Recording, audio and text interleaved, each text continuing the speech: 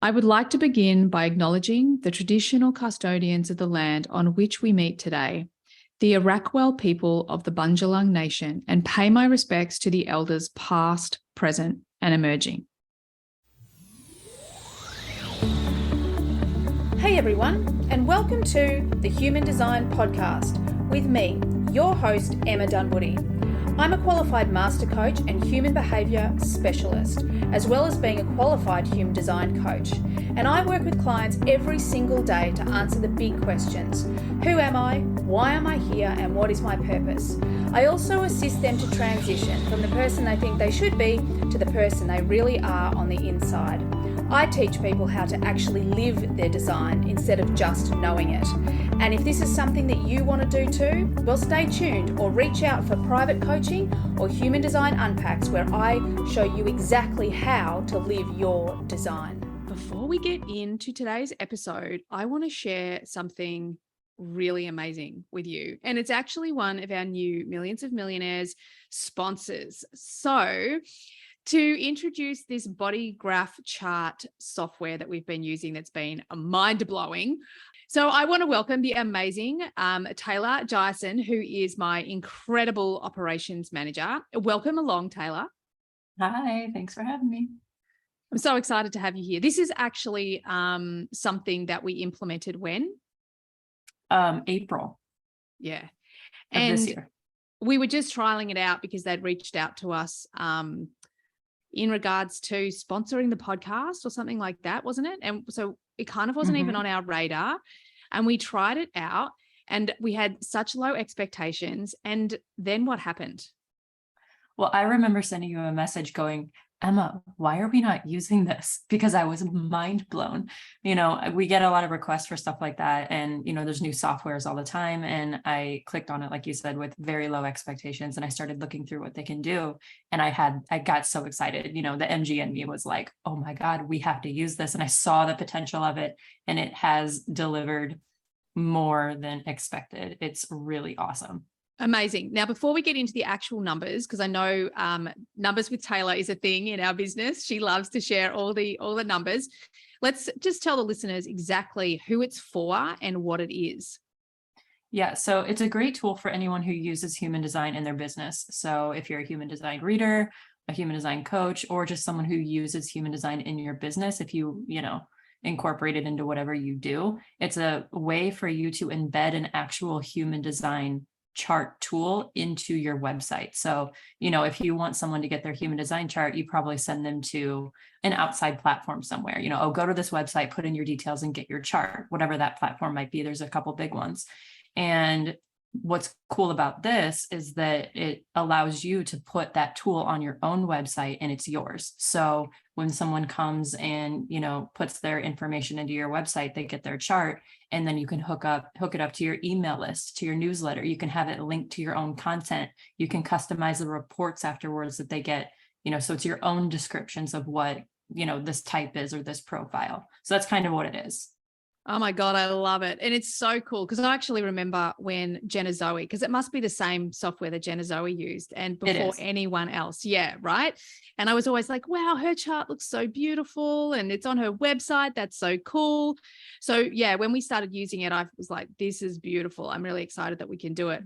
But let's talk hard numbers. Like we have had some serious success with this, just adding this to our business. So tell everyone a little bit about the growth that we've experienced through using this.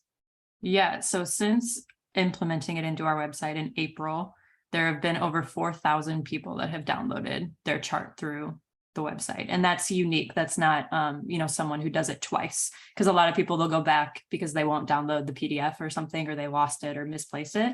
That's unique. Chart downloads. So it's even more for people doing it twice. And it's been really amazing. It's more than tripled the size of the email list. And, you can set up sequences afterwards for people to, give them more information and keep everything in-house.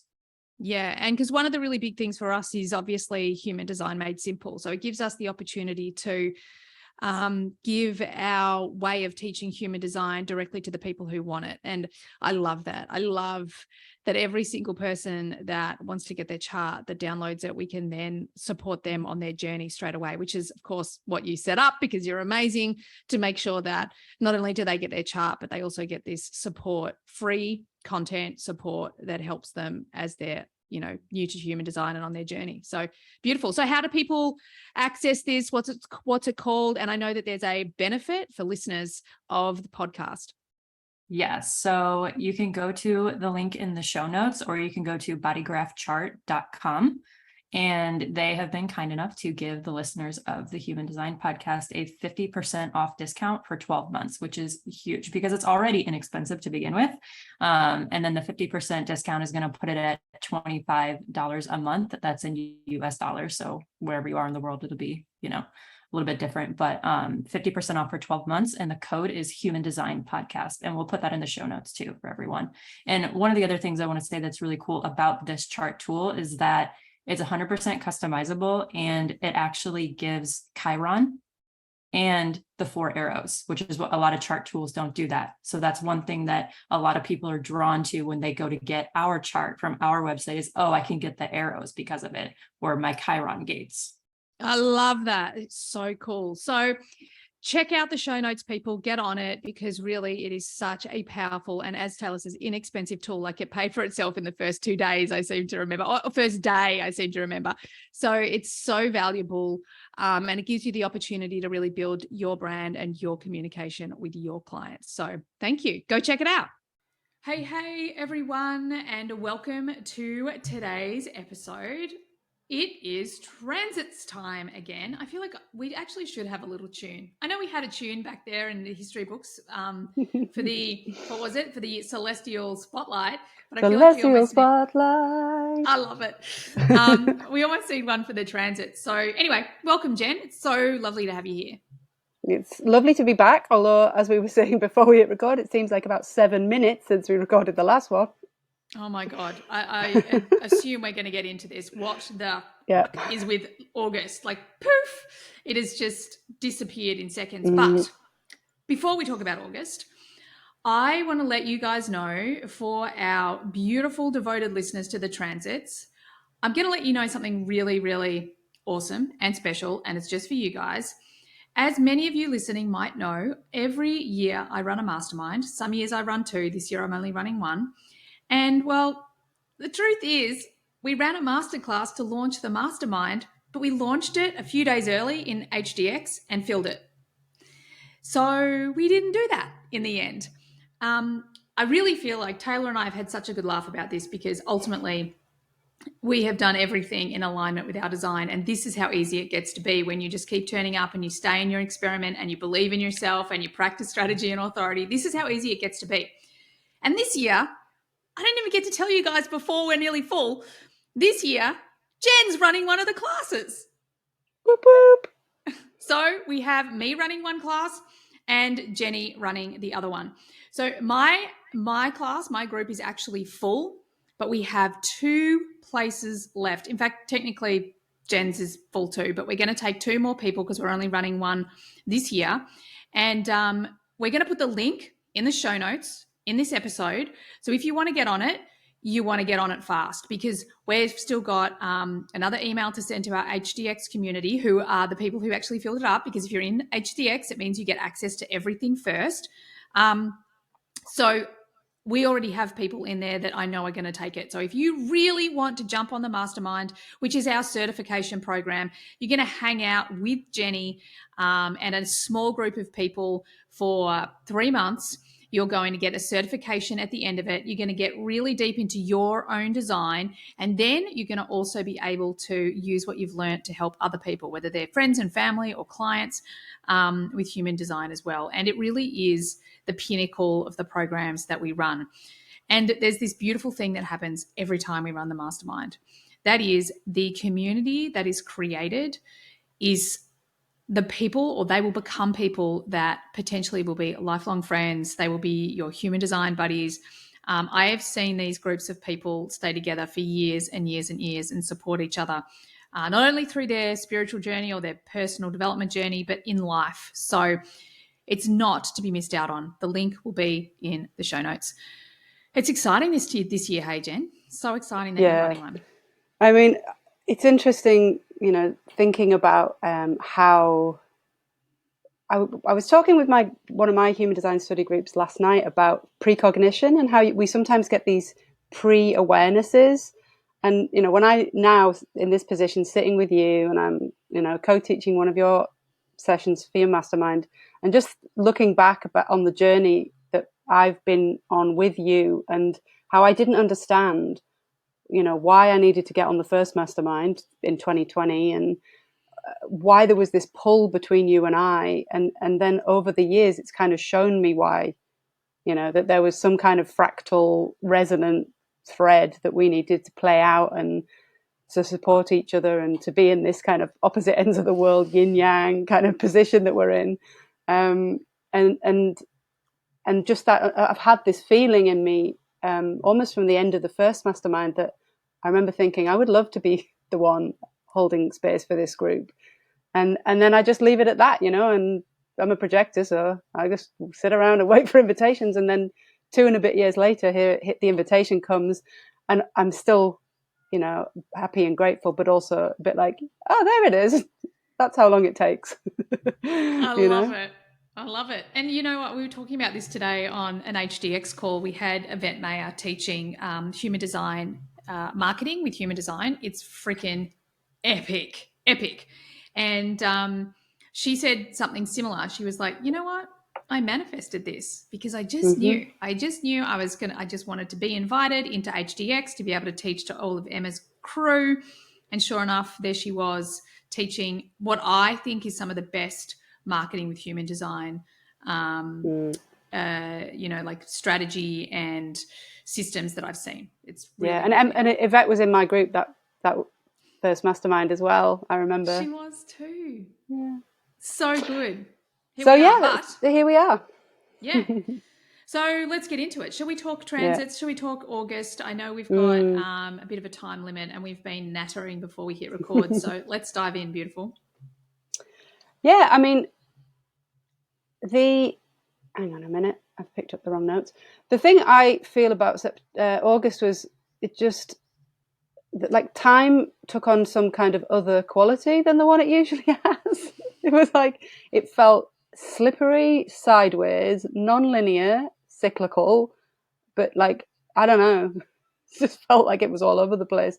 Like you were saying about how are we here again, it feels like seconds. And like the way that the mastermind went, I also, I launched a retreat that sold out in 48 hours. I mean, if you're not on my mailing list, get on my mailing list, because it didn't even make it to Instagram. It didn't, it just, there was some vortex of time happening in August.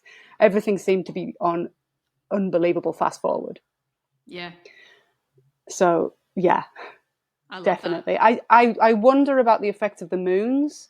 I don't usually consider the moons much because it's not really, I'm more just in the mechanics of the mandala. But there was a supermoon at the beginning of August on the 1st. There was a micromoon, and the new moon was a micromoon on the 16th, and then we've got another full supermoon, blue moon, on the 31st of August. So I wonder if there was just, the moon is at its extremes in its orbit, which is causing the new micro and the full supermoons.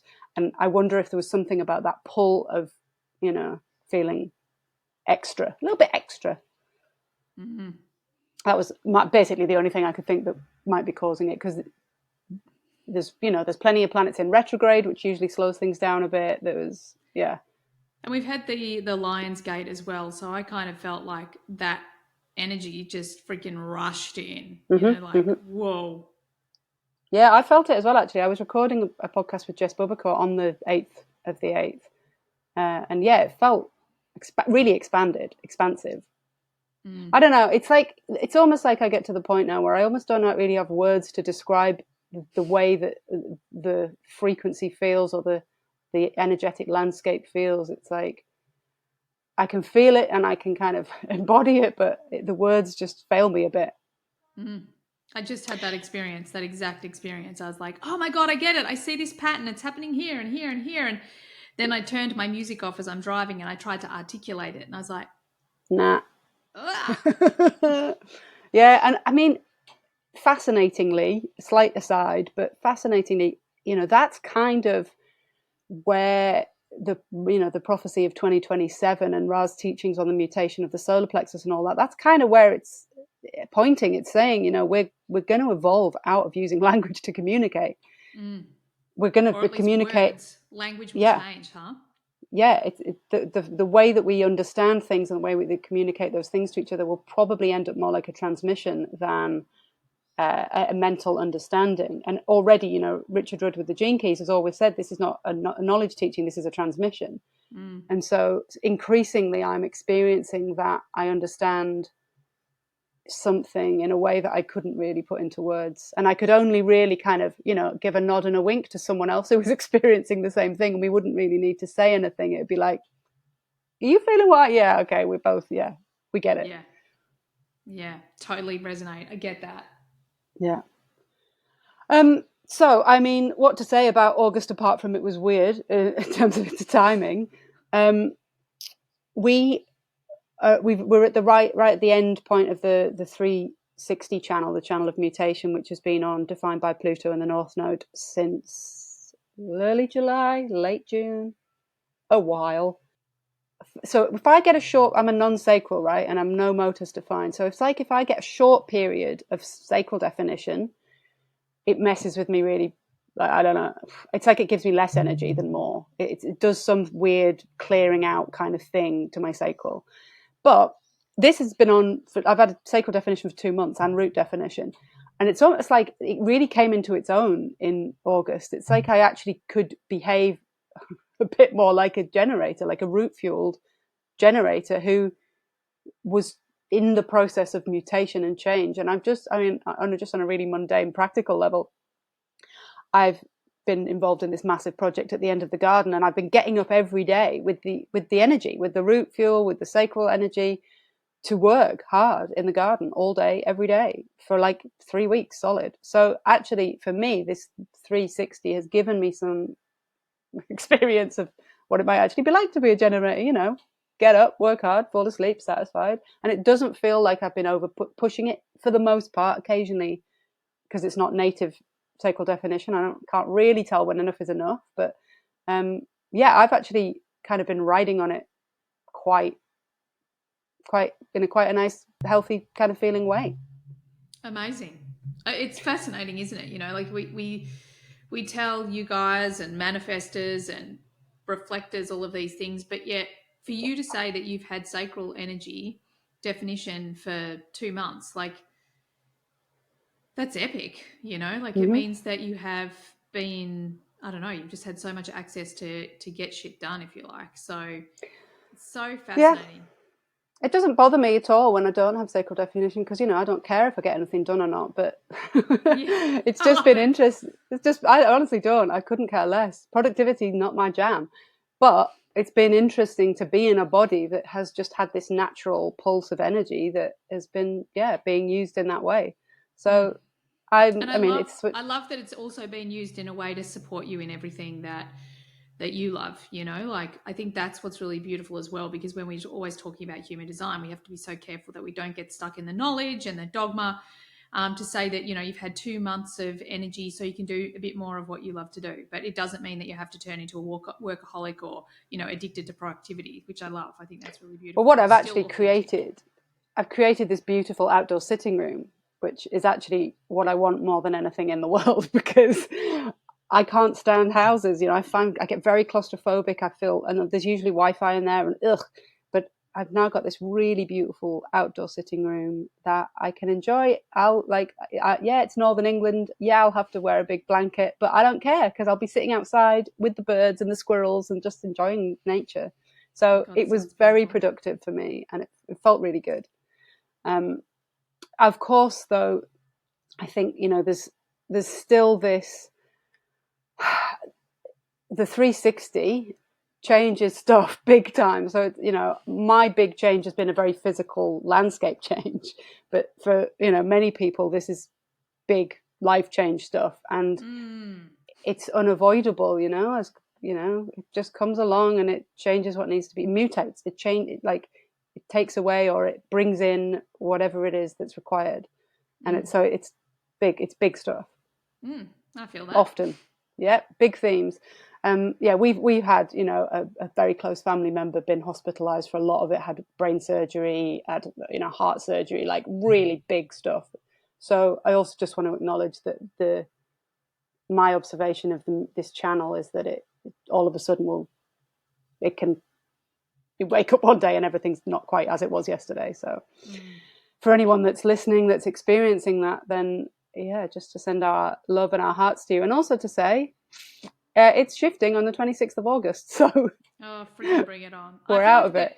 It's definitely been a time where people have been faced with pretty epic challenges. I was just talking to someone. I just was out riding Legs, my horse, for my lunch break. Legsy. And I was talking to one of the girls there with her that works there, and she'd just been bombarded, like family stuff, horse stuff, all sorts of stuff. And it was like, wow, it's just, and one of the big things, it was interesting because like her transformation, and it, being the 360, she, like the thing she just kept saying is like, I just lost my voice. I lost my voice. And I'm like, it's that individual, like standing up for, that was the transformation that she was going through. But I've heard stories of so much challenge in August. Yeah, same. Yeah. Other things I noticed, we've chatted about Gate 2 a lot, and I will continue to chat about Gate 2 because Jupiter's been in there for a number of weeks, if not a month, and it's just about to go retrograde in it, which I'll talk about in a minute. But so again, the rising feminine, the receptive, the abundance of yin, and Barbie mania. Oh my God, Barbie mania. The Women's World Cup. I have seen Barbie. Did you like it? Performance of a lifetime from Ryan Gosling. I didn't know I needed that Ken performance in my life.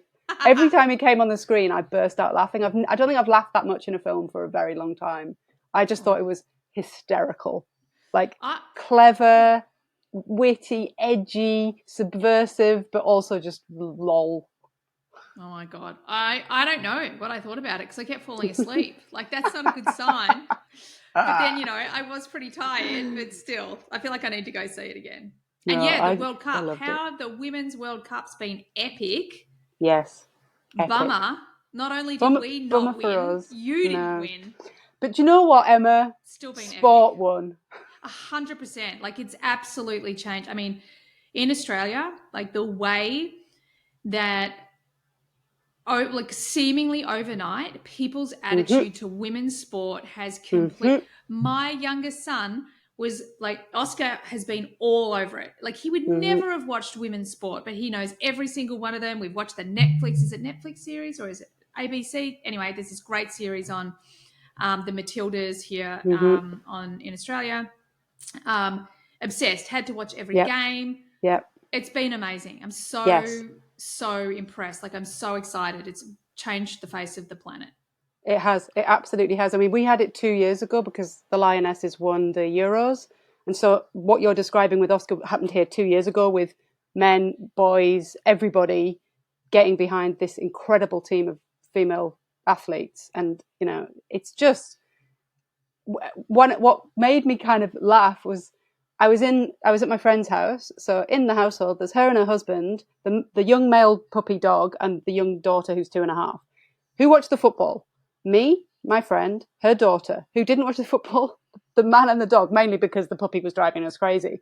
But it just felt like this incredible weird role reversal where the women are spending all Sunday watching the sport.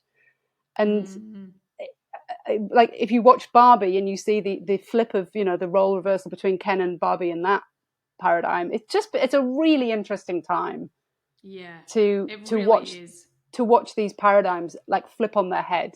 And I'm not like making a judgment call on them. I'm really enjoying seeing this rise of equality. Yeah, absolutely. I love it. It's exciting. It is. So there's that. And then I didn't want to not mention Oppenheimer because when I thought about the planets and Oppenheimer and what is being represented there, I mean, talk about a 63 channel of mutation, how one individual can mutate the whole world. I mean, that's Oppenheimer right there. That's exactly what he did. So I haven't seen it, but every time I think about, one of these, when I was, in my, I'm going to say early 20s, but it could have been younger as well. Like, I just had this bucket full of facts. So whenever I was meeting new people, it was always like, did you know? Did you know? And one of them was that, the first person to discover that we know of splitting the atom was a woman. And as soon as she realized the damage it could do, she was like, shit, let's burn all this stuff. So I think that, even that in itself is so fascinating. And I feel like we've come so far in actually seemingly a really short period of time. And hopefully we're going to make better decisions in the future. Maybe we will, maybe we won't. Who knows? I mean, that is basically the theme of Oppenheimer. It's like, okay, well, this could destroy the entire world, and it's a less than 1% chance, but they just couldn't stop themselves. They could not. They were like, well, we just have to see if we just want to see what happens. And I agree with you. Like, I don't know if women would make the same decision, Don't know. Maybe, but I mean, different times, but it was, I thought, a really interesting kind of thought piece. It came out of that film and my brain was working in a different way. Like, it was really, really mutated now I have me. to go and see it. Sorry. That's all right. I saw Mission Impossible last week, so it's probably not as probably not as exactly, or culturally relevant, or potential learning. I don't know. Maybe. Oh, I tell you what, it gave me proper anxiety. Far out. I tell you what, they're good at getting the stress happening. Anyway, playing the old open root strings. Yeah, exactly. Anyway, end of cinema reviews with Emma and Jenni. Couple of other quick things on August before we move on to September. The channel of abstraction, the 6447, the abstract circuitry from the head to the Ajna center, that was defined for a week and a bit. And I posted it on Instagram at the time in my stories, because I have an undefined head and an open Ajna. Similarly, Emma has, you have open head and undefined Ajna, but we have a lot of flexibility in the way that we think normally. But while this channel was on, I could not string a logical thought process together at all. And I was trying to work, and my usual way of working, I didn't realize how much flexibility in the mind I have. But when my mind was fixed in this abstraction, I was like, wow, I have no access to the logical part of my brain. I can't make it work. And it was fascinating for me, because I usually can't notice head and Ajna transits. For the 6124, I've tried to spot so many times over the last couple of years, because it's been on and off quite a bit, and I can never really spot it. But this one was so obvious to me. And then I posted it and had some feedback in my DMs on Instagram about people saying, from their perspective, about how much abstract rumination and sifting through their history was going on, because this channel just goes. It tries to resolve the confusion of the past. Like, why does this happen? Why did this go on? And why did they treat me like this? And, I had feedback from people saying, yes, I'm going back over things. I'm prosecuting people for the things they've done in the past. I feel stuck. I feel resentful. There's like all this stuff going on. And waiting for the breakthrough, waiting for that moment of clarity that comes. Yeah, I think that's fascinating, because I think that one of the things for me is, I noticed that there was a very significant, and I'm going to say potentially intergenerational pattern that broke, if you like, in my world. So although it's, different, I can see the external clues. I can see the results of it. It's definitely like, I'm not getting on that roundabout again. I'm good. Yeah. Final thought before we move on. I had another thought on AI, because it's still ruminating around in my brain. But I was doing a presentation from my study group about the evolution of awareness, as from the spleen to the ajna to the solar plexus, and I was thinking about how, I mean, it took 100,000 years or whatever, but this evolution from our spidey senses, our instincts, our intuition, our attunement to the natural world, how that kept us alive with splenic awareness. And then how, as we moved into ajna awareness and developed more complex language and more complex ways of communicating with each other, we became collaborative. We were able to communicate and build and make all these incredible structures, and how we basically have got to the point now at the pinnacle of the ajna era where we've outsourced our need for, we've got houses that lock and security cameras and all of this stuff that keeps us physically safe. We've got hospitals, we've got doctors, we've got all of this stuff. We've ajna'd our way out of needing to be really alert from a splenic perspective. And then I was thinking, well, how would we get to the point where we could live in this solar plexus awareness? And we'd have to outsource the thinking as well. And so I was like, well, maybe that's all AI is. It's just, if we get the computers to think for us, then we have a potential to evolve into, whatever the coming iteration is. So that was my kind of other thought on why AI. And I love that. Big picture, long timeline. That might be it. This might be what we're seeing the beginning of. And I think that the other thing that's just important to point out is that we're starting to realize, in the world that we're in, we're starting to realize that there is, greater truth in the felt senses as opposed to the thought processes, that's basically what we're here doing. So I also feel like, that tracks with your theory, because we're going to have to move through the world in a different way. And as we know, it's going to be this feeling, it's the feeling, the subtle energy, and beyond. Yeah. So, I mean, we won't be alive probably to see it play out, but let's leave this here. 3,000. Maybe not. Good on you, mate. Good on you. I'd love to just witness it all. I'd love to just be along for the ride. But it always makes me think of Doctor Who. One of the episodes of Doctor Who, he was like, I think I'm done. I'm tired. Yeah. I've been around for here a so long time.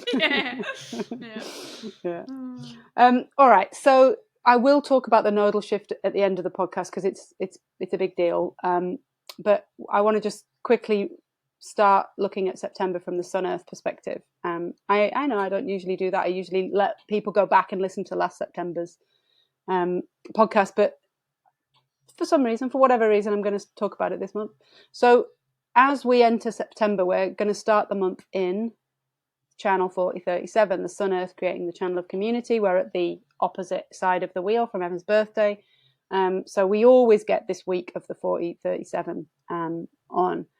And I'd just quite like to have a little discussion with you about it, just because it's my brother's wave and it crashed last week. And wow, of all of the energies in the body graph, and of course it's because I've got previous, I've got a lifetime of, or at least the first 18 years of my life of this channel going off. And I just was reflecting again on how hard it is physically for me to be in the same space as him when that energy goes off, and how, every cell in my body wants to run in the other direction. And yet I know that it's tribal and he needs to feel like he's not being abandoned, and otherwise he's going to feel guilty. And it's such a challenging dynamic for a non-emotional to be around a crashing 4037. And then I was chatting with a client, and her 6-year-old son has this channel, and she'd never looked at his chart before. We were looking at it together for the first time, and I was describing my experience of growing up with my brother, and she was like, oh my God, that is it. Like, he's my son. I love him. I want to support him. But when it goes off, I don't know how to be in the same room as him. I don't know what to do.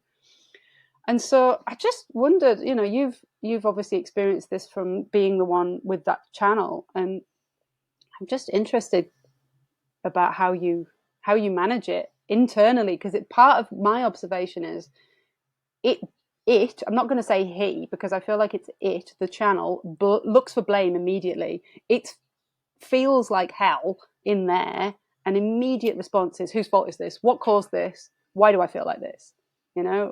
And this inability to handle what's happening internally.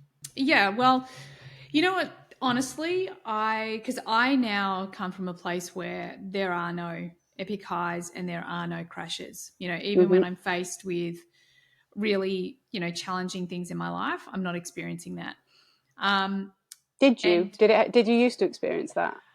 Yes. So the way it would play out as a kid, because I was taught, through modeling my parents' behavior, that I couldn't show emotion. Okay. So I would keep it on the down low, shut down. I don't resonate with the blaming piece, Okay. other than blaming myself. I always blamed myself. It was never anyone else. It was always my fault. And the way it would play out for me is that as long, like, I would just keep it shut down, keep it shut down, keep it shut down until I just couldn't. And that would end in an explosion. But again, it was never at anybody. It was just, I couldn't contain it any longer. Mm-hmm. And then when I got into my 20s, that's when I started to experiment. I started to feel my emotions. I started to let those puppies out. And that was probably the time that is more resonant to what you're talking about with your brother, where I rode that roller coaster, and I can remember saying things that I didn't mean. I can remember, feeling so deeply uncomfortable inside my own body, and just feeling so incredibly emotional. And at the same time, an hour later or the next day, being almost completely bewildered about how much I didn't give a shit about the thing that I just lost my shit about. Like, that was very confusing to me. And I think the biggest part, and it's what I teach all the time, it comes down to taking full responsibility for my emotions and my emotional wave. So I know that my kids don't feel the discomfort of my emotional wave because I've learnt to work with it. So what does that mean? It means that when I'm in an emotional low, I identify I'm in an emotional low and I take care of myself. When I'm in an emotional high, one thing I've noticed recently that I think is just crazy amazing is, the more aligned that we get, the less dramatic our wave is. And one of the principles I can remember one of my mentors teaching me when I was training, she was like, we have to learn not to be too excited or too depressed. We have those extremes. And that was something that at the time I'm like, that's not even possible. I don't even get how that would be possible. So now I live that. And, something epically exciting happened not long ago, and I was with Taylor, and Taylor was like, how are you not more excited? I'm like, I am excited. I am. But so I think the challenge for someone like you is that your brother isn't taking responsibility for his emotions. He's not letting his emotions, feel the small emotions. He's waiting until he can't control it anymore, and then it explodes, and then you feel it. So you can still ride that wave. You can have the 40-37, but it doesn't have to be that explosion. I know for me, it definitely doesn't. And I've faced some pretty challenging shit recently, and I haven't lost my shit in any way. I've felt so much more, my emotions are leading me or giving me insight or whatever, but they're not out of control. But the 40-37 can feel like you're out of control. Yeah. I mean, and what you're saying about you blaming yourself, I know that deep down he's blaming himself, but because he can't bear the thought that he's to blame, he immediately looks for someone else to blame. And it's not even conscious. It's a split second. I watch it flip. I watch him this potential, I've just effed up. And he's also 3'5", man gen, triple split, he's got all this stuff.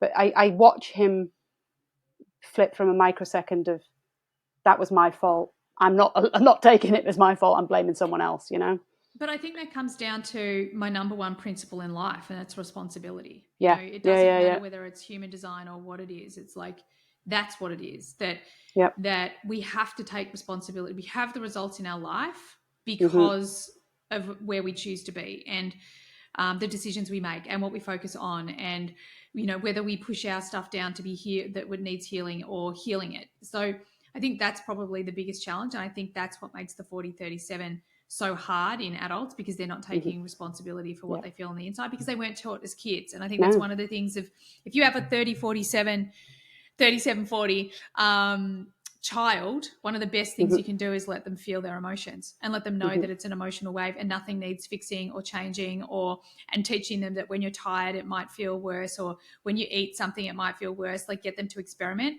And then when they're not afraid of it, they don't resist it, they don't shove it down, they don't indulge it. It's not as intense. That's great. Thank you for that. Because I'm just heads up, everyone. 29th of August to the 3rd of September, we all have that channel on. So these themes might be coming up for some of us who are not usually emotionally defined. We might be like, what the hell is this? Well, let's all just come together in community and love each other and build equality and do all of those beautiful parts of the 4037. More hugs, more equality, more fairness. Yeah. Okay. The next theme that continues, really, I was just talking about the 6447 channel of abstraction.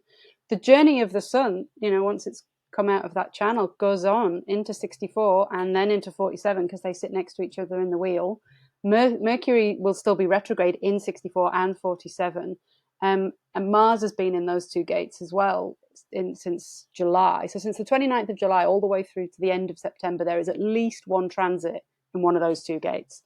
So this abstract mental process and this process of going over the past and making new sense out of it is a big theme all the way through to the end of September. Wow. Who did what to who? How has that affected or changed a life? Basically, this review of the past that's trying to get the pieces together in a way that makes more sense so that we can have some kind of clarity or breakthrough. What is fascinating about that is we just had, again, in HDX, one of our members, Adrienne, who's an astrologer and human design practitioner. She does our new moon and full moon classes. She just, not even a class, just some insights within HDX. And she was talking about how we're ending this big cycle. We're ending an 8-year cycle. And she said the peak is in September. So I think that's fascinating, it's just in alignment. Like whatever we started in 2015, it's coming to an end. So it's a lot of that. It makes me think of this, the 360, and also this, what you're talking about, going over the past and being like, okay, I got to let go of that stuff. I got to change that stuff so that I've got almost like a clean slate for this next cycle. Well, spoiler alert, that's guess where the North Node's going? Gate 42. Which I'll come to. But yeah, so that, talk about closure, right? Endings of cycles. That's the gate right there. Yeah. And also during this period of time, as Venus is coming out of its retrograde, which was from the 28th of August to the 11th of September, it's going to be in gate 33, which again is the final part of the abstract circuit. It's the voice of saying, do you know what? I remember this. I remember what this is all about. I've taken time out and I've had a good chance to reflect. And yeah, so there's a lot of activity in this abstract cyclical closing off kind of process at the moment. So during the early part of the month, certainly, the people in our lives are probably going to need more space to talk about their history so that they can get more clarity on what happened for them. Because we can't always do this internally. We sometimes need, sounding board, bounce this off. Yeah, we get too close to the project. We can't see the project being ourselves, and we can't see the wood for the trees. So, yeah, good time. Yeah, because, mental definition is, we're looking at outer authority here. We're looking at a process of I need to share what's in my head so that I can get some kind of, perspective or other viewpoint on it, rather than just, hamster wheeling it in my own head that actually just goes around the same loop over and over again. Yeah, exactly. And that's why I was mentioning Venus in the 33, because that is the voice, that's the voice gate. That's the bit that gets it out into the world. And then, so that's the early part of September. Mid-September onward, from the 16th to the 20th, we have the final emotional pairing of, we have this solar plexus process at the very beginning of the first quarter. And then right on the other side of it, we have the sun in gate 6 and the earth in gate 36 from the 16th to the 20th. So the last of the emotional gates in the kind of human design year. We also have, just as we're recording, the sun in gate 59, which is the harmonic gate to gate 6. Just after we're recording on the 22nd. And the sun goes into 59 on the 24th. And so I just mentioned last time that the reason this quarter that we're in, this quarter of duality, this quarter of bonding, this purposeful filled through relationship, and all of our focus being on that, like who are we in relationship to and how is that going? Who are we intimate with? That's getting, more focus. We get this, we have this very kind of personal and collective emotional process earlier in the year, but then we get here and it's 59 and then it's 6 and then it's intimate relationships and close people. So, you know, new ways of relating, new boundaries, new truths that need to be spoken. My mum has the channel 59.6 in her emotional wave, and she has always been the one in the family that will speak the thing. You know, she's like, problems, niggles, long-standing resentments, all these little bits and pieces, she's the one that will eventually bring them to the head and like, right, guys, we need to talk about this now. Because certainly me and my dad will brush it under the carpet forever if we can get away with it. So yeah, there's a theme sort of in the middle of September where we start to get into this relating. What is this quarter about, and why is it about that?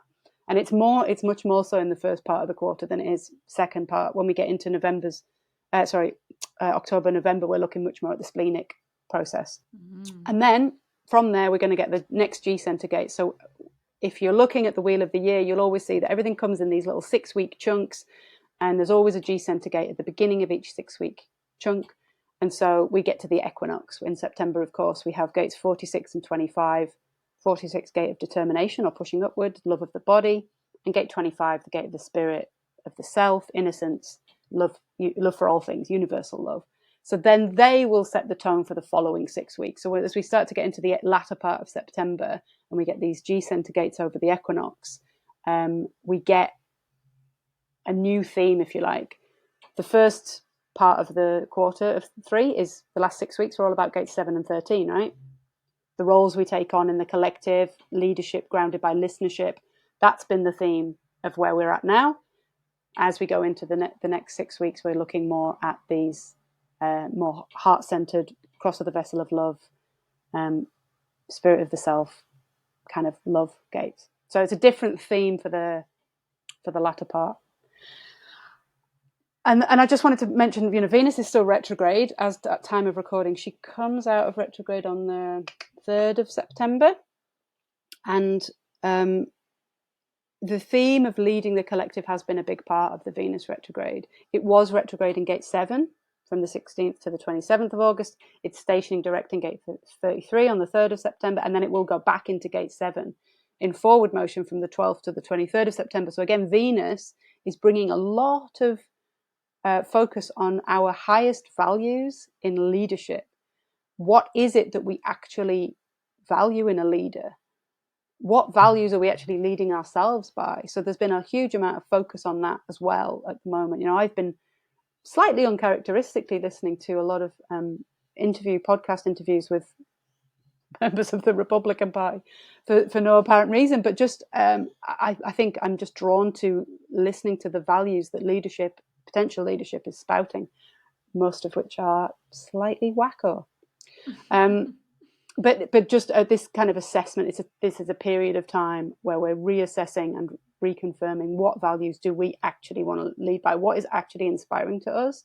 And I'm not suggesting that we all want to step into leadership roles, because not all of us are designed for it, but we can all make that assessment about what values we have and we want our leaders to share. So I think that's what Venus has been up to for the past few weeks and continues into September.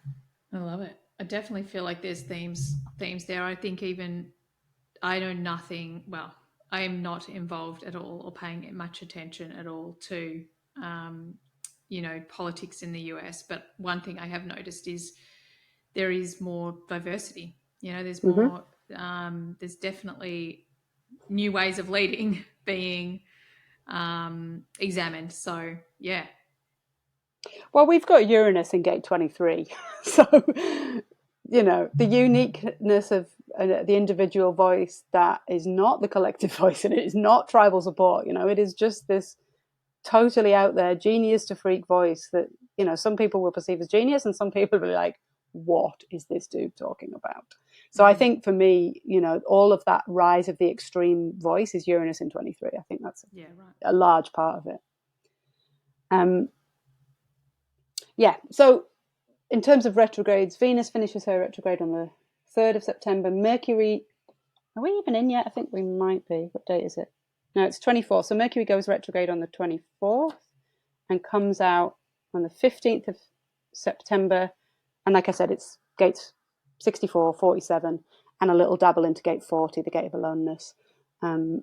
So by the end of September, Mercury will have stationed direct and cleared its retrograde shadow. But this theme of these three gates, aloneness, abstraction, and formalizing this, realizing, figuring out, all of that is a huge part of Mercury's retrograde.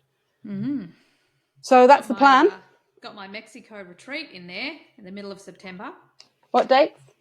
It's the 13th or 14th to the 20th. No, 19th. Yeah. It's all in gate 40, Mercury. Isn't that fascinating? Yeah. All my everyone's going to be feeling what it feels like to be me with my 40. Well, I mean, it just might be really like this kind of nice chance for people to get a bit of aloneness, you know? Yeah. It might not be as communal. That's sometimes what I find when I'm on a retreat and there's a big activation in 40 is people just take themselves off and have a really personal kind of thing going on. Anywho, good. So that's the personal planets. That's, when we talk about personal planets, we talk about, yes, Sun, Earth, but we also talk about the inner planets, Mercury, Mars, Venus, what's going on in that. Then we can extend our focus out a little bit into the outer planets. So Jupiter, as I mentioned earlier, is retrograde in gate 2. It's been in that gate since the 28th of July. It stations retrograde on the 5th of September and will stay retrograde until the 12th of October.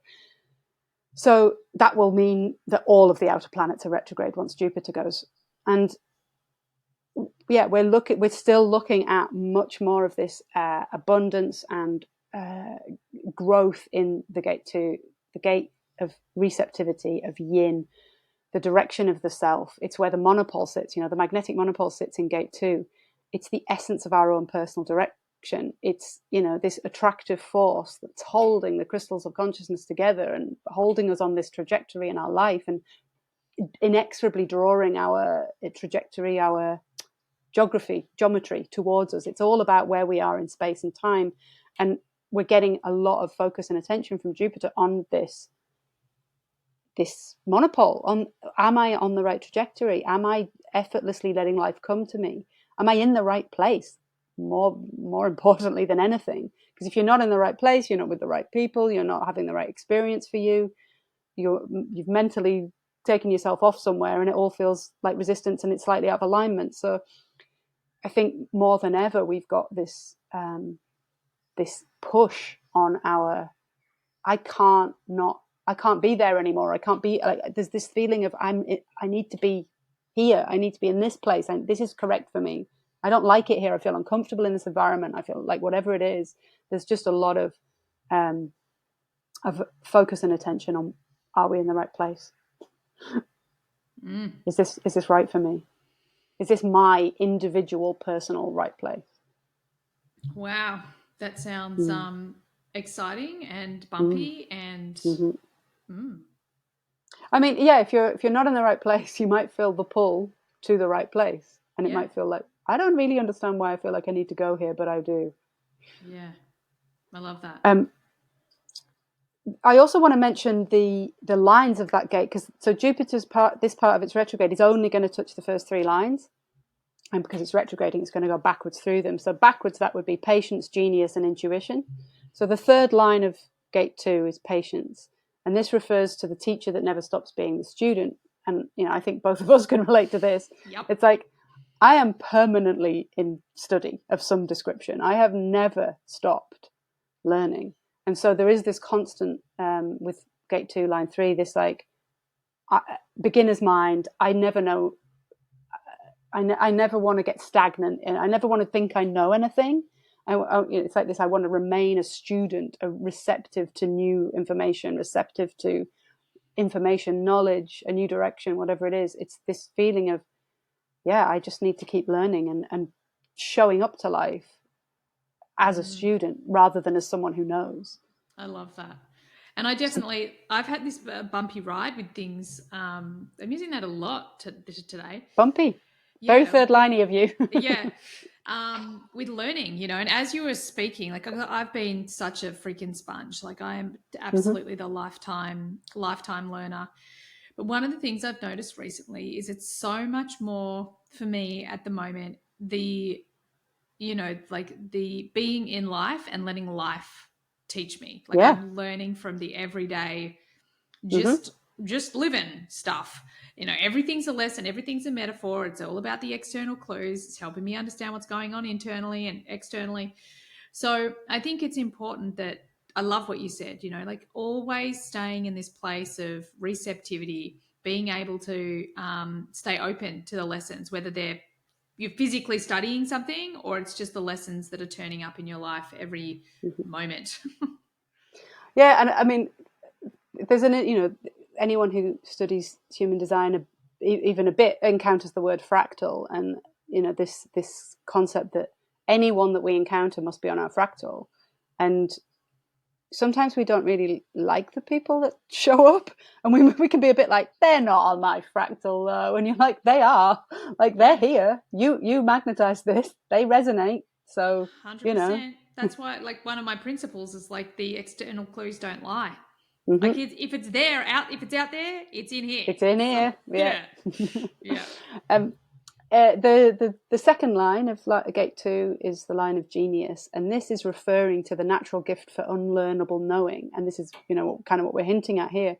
It's relating to this felt sense or this individual understanding that you can't get from mental knowledge, that is revealing itself to every cell of your body if you pay close attention. And we spoke about this early on, about this way that we can know stuff but we can't explain it, and it's that kind of vibe for the second line of genius in the gate 2.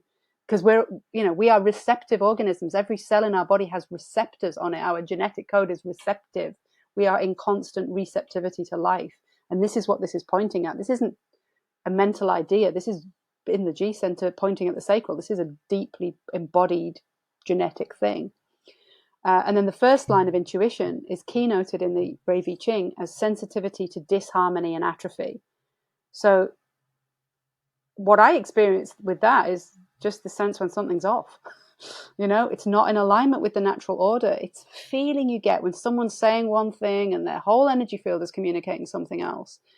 That's what the intuition in gate 2 is about, which is different to the intuitive clarity you're getting in the spleen and in gate 57 particularly. It's really this deep, like, something doesn't ring quite true in this.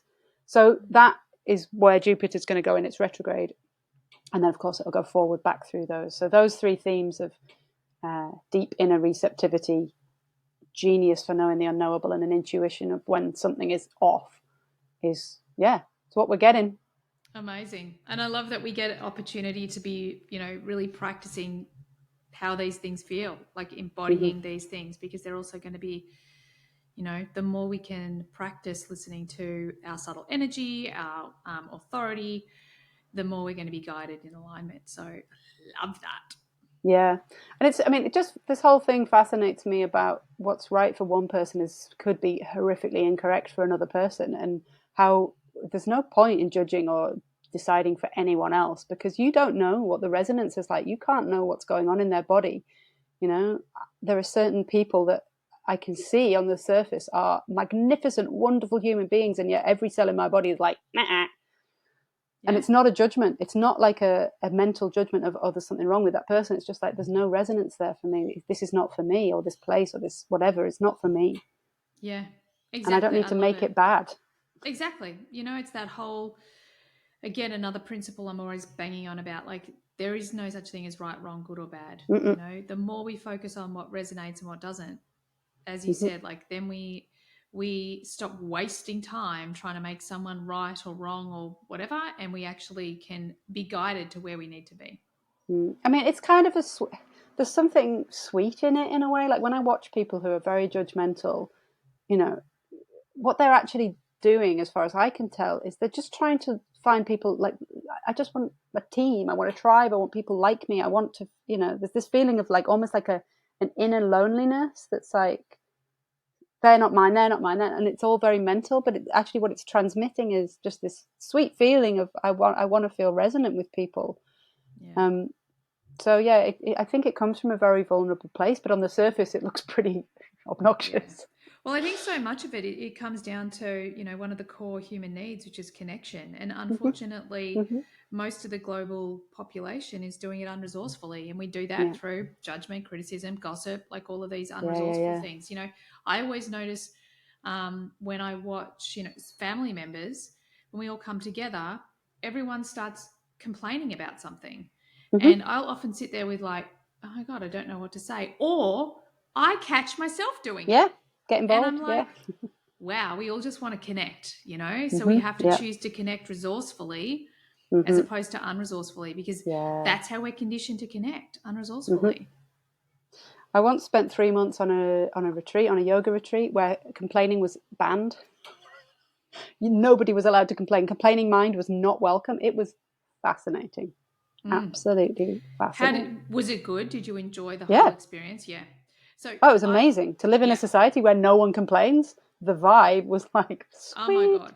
And it's like one of the things, complaining has been a really big theme throughout my life, not necessarily my own complaining, but that's played a part in it, obviously, as within, so without. But it just fascinates me. And recently I realized in the gym, oh my God, I complain. And I just said to my PT, I'm like, Jazz, that's it. I'm done. I'm not complaining. Because I know it's just a fear response.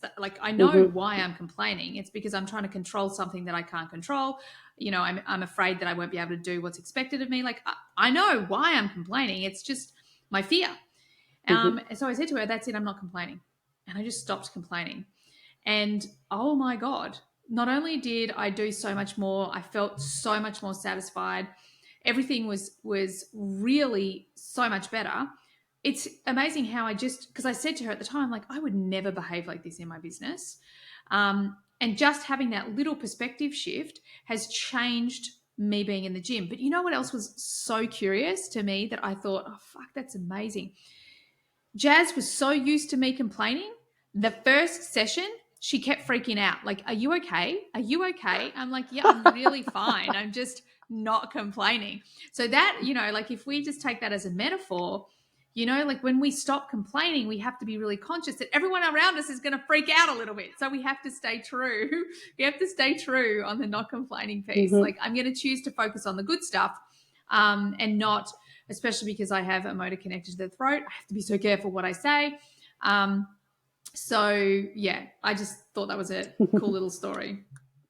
And from a kinesiology perspective, and from a, bloody hell, what's his name? Power versus Force? David Hawkins' perspective. Yep. I mean, of course your performance was improved by stopping complaining, because you stopped the low vibe in the body and now you get stronger. Exactly. Like, I was weakening my muscles just by complaining about it, 100%. But yeah, it was such a simple little experiment and got epic results. And it was weird because that moment where I was like, oh my God, I would never behave like this in any other area of my life. Mm-hmm. And I definitely think since coming back from the Camino, that's changed epically. Like, I noticed that everything is another level, especially the stuff that I was afraid of, like the gym or my physical capability. But anyway, back to the transits. Cool. That was good. I like that little aside. Okay, rest of the retrogrades, quick summary, reminder of where everything else is. Saturn is retrograding gate 55 at the moment. It will go direct in November, early November, but it stays in 55 until January next year. That is making the channel of emoting for anyone who has gate 39 hanging in their body graph. So just an awareness of that might be a lot. I was staring at the sky. I'm like, yes, they're not just you in your family, I believe, with 39 hanging. So a reminder for 55, abundance is strictly a question of spirit. If you need an anchor to help you work through that emotive moodiness, that's the flavour of it. Uranus is stationing retrograding 23. I've already mentioned 23 on the 29th of August. Gate 23, this individual expression of I know or I don't know. And it's funny, I did a presentation to my study group a couple of weeks ago, and I'd used the phrase I know on a slide about 10 times, which I hadn't even realised I was doing until it got pointed out back to me, because it's not one of my voices. I have the 16, the 62, the 31, but this 23 it's not usual for me to say I know. It's much more usual for me to say I think, or here are the facts, whatever. So yeah, so that influence of I know, I think because this is such a global activation, what I notice from people who, especially people who have the whole channel, the 4323 channel, they do know. There is a knowing. It's an individual knowing that they're trying to communicate. But I just want to highlight the word individual. It's an individual knowing. It's for you. It may not be for me. What you know might not be correct for me. It might not be something that I would buy into. And so when I hear the 4323 saying, it is this, like categorically, this is how it is, I'd be like, according to you. Yeah. But I have my own knowing, right? I have my own inner compass. And so while I can, it's fine, share your knowing with me if you want, but don't expect me to act on it if it's not a knowing for me. Yeah. I see it a lot. This, when I put this in the context of 2027 and all that, we're moving towards an era of hyper individualism, according to the information of the background cross changing from planning to sleeping phoenix. And I think genuine situations of outer authority, when there is a genuine exchange where someone is asking for the outer authority of the other person, they're asking for the mental content of the other person to assist them in their journey. That's not that common, I think, in day-to-day life. And so it's quite a deeply ingrained habit, I think, to express in the second person rather than the first person. It's actually like one of my pet hates on Instagram, especially, which is where there's this, you need to this and you should that, and I want you to understand, you, the second person, when what they're actually expressing is that I have known this for myself. Mm. And I'm like, can you not just present it in the first person? I have experienced this, rather than now pointing your finger at me and making it about me, because I don't know if it's true for me. Like, you don't know for me, I know for me. And so I've had this little pet niggle in terms of how we habitually express ourselves. And it's not, it's very habitual, it's very deeply ingrained. I spent, I did my degree in advertising copywriting. I was deeply, deeply conditioned in my education to write in the second person, to be telling the consumer what they should be thinking and feeling and buying. And it took me years to decondition myself to stop telling everyone what to do, especially as a projector, right? Going around telling everyone what the way it is and what they should be doing. Into now, I mean, I sometimes have to edit what I'm saying on Instagram. I'm writing habitually, and I can feel. Then I read it, and I'm like, oh, I've used the second person. I've made this about whoever's reading this, rather than actually just expressing my truth. And so I feel like we're getting a lot more of that with the Uranus in 23 situation, of a lot of second person expression, which is actually, I think, an incorrect expression of the 23. I think it's just a habit we've all got into, to be telling everyone else what they should be doing, rather than just sharing our experience. And part of my observation of the best coaching or the best human design, it is when it's just a deeply personal sharing. Like, this helped me. I experienced life like this. I just wanted to share that with you, so that maybe you don't feel so alone, or you don't feel like it's just you, because I don't know, it feels kind of aggressive when people are getting a bit like, you should this and you should that. I'm like, says who, Yeah. I think it's a big shift too. Yeah. I think it's a lot of that shift from, we've been conditioned to groupthink, Mm-hmm. and it's also that, the cross of planning's had a big influence of that tribal energy. So I love that. I think it's also, if you think about the way we are taught to market, that's exactly what we're taught to do, and now what we know is the more in alignment we are, if we're marketing from a place of alignment, then our marketing is going to work a lot better. So I love that little distinction. Yeah, I mean, it's been a personal process of deconditioning that voice, and because it's so ingrained in me, so habitual. I have to be really careful not to let it slip in. If I'm not consciously thinking, I will find myself writing in the second person and expressing in the second person. So just to bring that up in terms of Uranus is retrograde in 23, and then Neptune still retrograde in 36, and Pluto still in gate 60, also retrograde. I don't really have anything much to say about either of those because we've talked a lot about them, although I've been reflecting on Neptune as an agent of misinformation, and the agent of misinformation in the gate of crisis. It feels like that's the noise, Emma. Yeah, like it feels a little bit like the whole AI thing that we're going into now. Yeah. Who knows what's true, and who knows if it's going to be terrible or wonderful, but fuck it, we're going to ride the roller coaster while working it out. Yeah, we've got a little bit longer on this roller coaster, but yeah, misinformation of crisis. I'm definitely not a climate denier. Like, that is definitely happening, but I think that's what we're experiencing when people are denying the crises and they're spreading misinformation about it. That's one thing, but also I think it goes the other way where we are being misinformed about certain perceived crises. So just that whole shit show, And Chiron, minor point, Chiron's still retrograde in 51. So we're looking at a lot of all the outer planets in retrograde in September. Let's get on to the nodal shift, because that's, the best for last, if you like. The big news is that the nodes are shifting. They move on quite soon, 27th, 26th. 26th. Okay, so this is going to go out before Saturday, right? Mm-hmm. So on the 26th of August, UK time, it will be 4:24 in the afternoon, which is 3:24 universal time. So you can all figure out for yourselves what time the nodes shift. And there used to be this experiment. I think they all used to do it in Ibiza when they were studying with Ra. When there was a nodal shift, they'd all go out into a public place and watch the nodes shift and see if they could notice the background frequency change. So if you're able to go into a public place at this time on the 26th of August, that might be a fun game to play. Can you spot the nodes shift? I don't know. I've tried it a couple of times and I haven't seen anything, but you never know. So the nodes move. North node currently in gate 3 and south node in gate 50. We're moving to north node in gate 42, as I mentioned earlier, the gate of growth and closure and change, and the south node in gate 32. So that means, of course, that this channel of mutation that's been activated by the north node and Pluto is going to deactivate.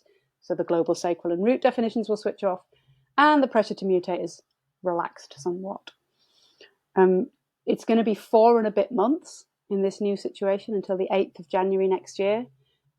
So I'll just give an overview, and we've got months to talk about this, but south node in gate 32. Gate 32 is the gate of continuity or duration, and has the keynote, the only thing that endures is change. So that is the theme for the next 2 months, and it's likely that whatever changes have been initiated by this mutation continue to play out through this gate of continuity.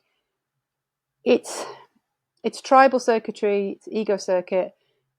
Anyone with gate 54, the gate of ambition, hanging, obviously this is going to activate the channel of transformation for you. 32 is quite conservative, or it can be, certainly, and it can be a little bit uncertain about the change that's coming. It's a bit like, this is still working, why would we let go of this?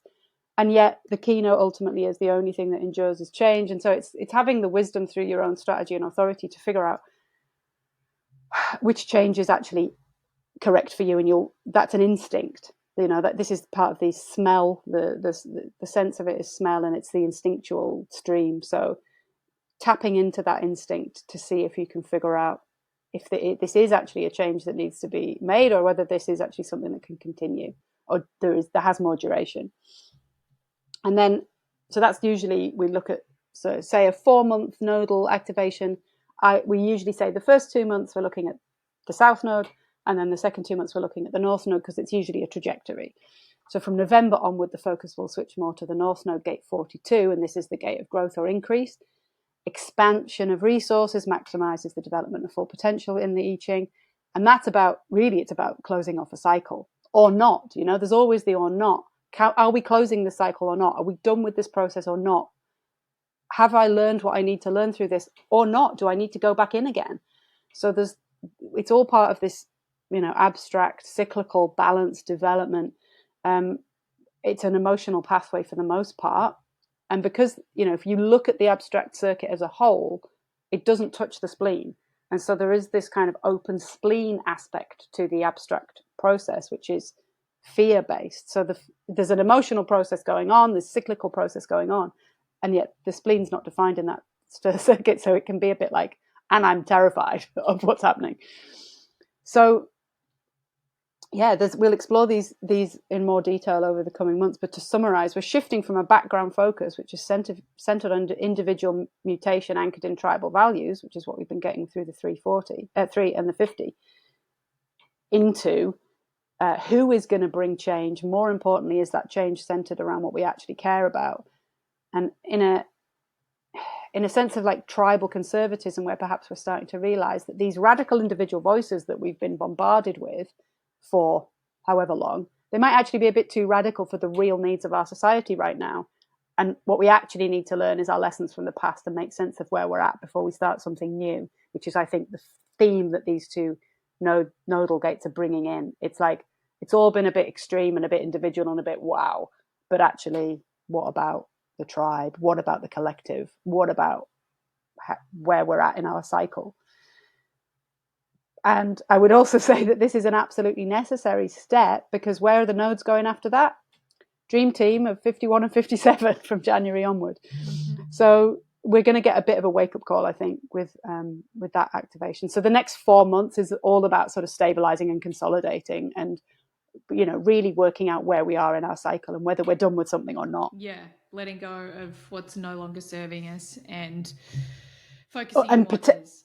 And potentially re-engaging with whatever it is. You know, you might think you're done with a job, but maybe you're not. Maybe there's still something to learn. And in all of these cases, strategy and authority all the way. These are strong influences on us, and we have to lean into, you know, in the case of a sacral being, actually, does my sacral engage? Is there still energy here or not?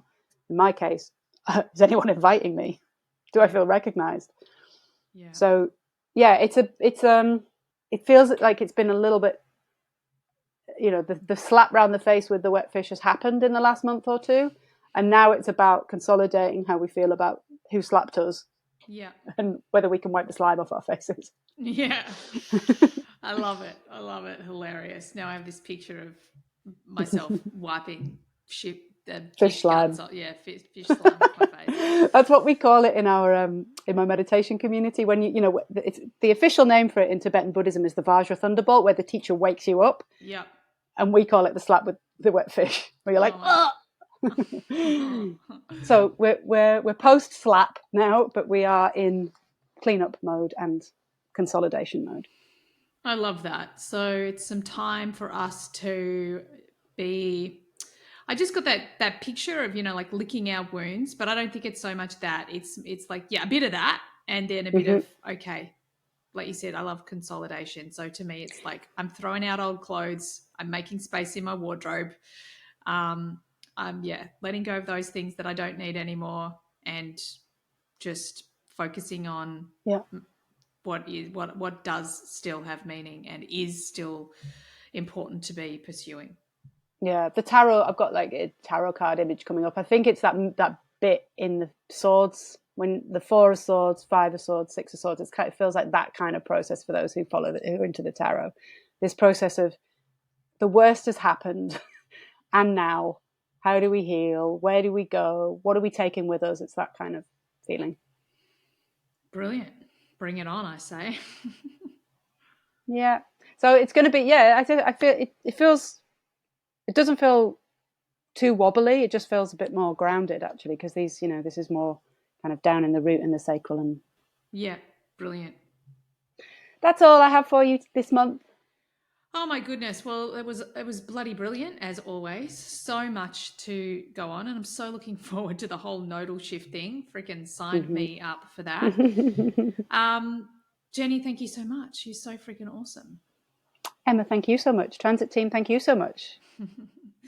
And for anyone who might like to snap up one of those last 2 places on the mastermind, follow the link in the show notes. That's to be in Jenni's group, which will be amazing. It's lovely to be able to provide a incredible projector leader for the other groups, so that we've got a bit more diversity in our teaching team, which I think is fucking brilliant.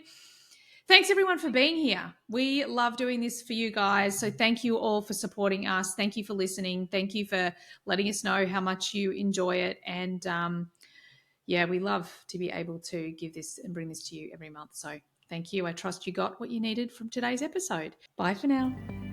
Thanks everyone for being here all the way to the end of the podcast. I hope you got lots of value out of it. I certainly had a lot of fun doing it. Could I please ask that you share this podcast with friends if you found it valuable? And also, bonus points, could you leave a review for me as well on Apple? It would be greatly appreciated. If at any point you would like to be on the podcast or you've got questions that you'd like me to discuss on the podcast, by all means get on my socials and DM me. Everything you need is there in the show notes. Have an awesome day. Bye for now.